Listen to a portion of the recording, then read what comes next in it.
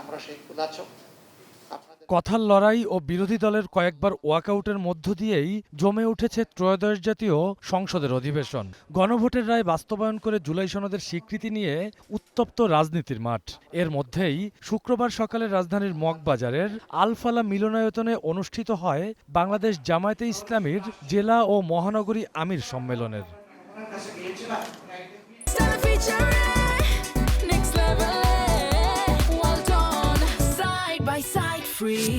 সম্মেলনে উদ্বোধনী বক্তৃতা করেন দলটির আমির শফিকুর রহমান।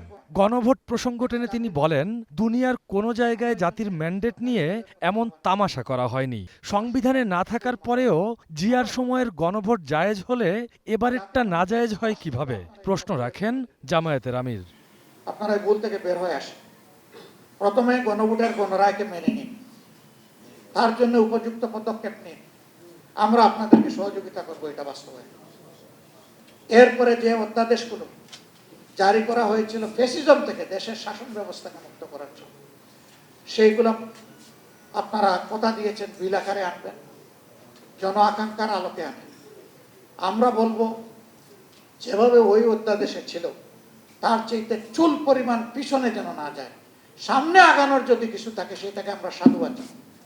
পরে তেল সংকট থেকে শুরু করে ব্যাংক, বিচার বিভাগ ও সরকারের নানা অনিয়ম নিয়ে কথা বলেন আমিরে জামায়াত। বিএনপি আওয়ামী লীগের চেয়েও বড় ফ্যাসিবাদ হবে বলে আশঙ্কার কথাও জানান তিনি। 70 ভাগ এর মতো মানুষের রায়কে অগ্রাহ্য করে কার্যত জনগণকে অপমান করা হয়েছে। বাংলাদেশ নয়, বিশ্বের ইতিহাসে কোথাও রেফারেন্ডাম এইভাবে বৃথা যায়নি, কোথাও একটা সিঙ্গেল উদাহরণ নেই। বাংলাদেশের 4টা রেফারেন্ডাম, এটা চতুর্থ। প্রথমটাও বিএনপির হাতে, প্রথমটাও সংবিধানে ছিল না। জিয়াউর রহমান সাহেব প্রথম যে গণভোট করেন, শেষটাও সংবিধানে ছিল না। ওইটা যদি জায়েজ হয় তাইলে এটা না জায়েজ হবে কেন? হ্যাঁ, এটা মনের মতো হয় না, এই জন্য এটা না জায়েজ। একই সাথে ইরান ইসরায়েল যুদ্ধের ভয়াবহতা তুলে ধরে সব পক্ষকে শান্তির পথে ফিরে আসার আহ্বানও জানান সংসদের বিরোধী দলীয় এই নেতা। কার্যকর উদ্যোগ নেবার অনুরোধ জানান জাতিসংঘকেও। আপনারাই জাতিসমূহের অভিভাবক, আমরা সেই দায়িত্বটা পালন করতে আপনাদেরকে দেখছি না।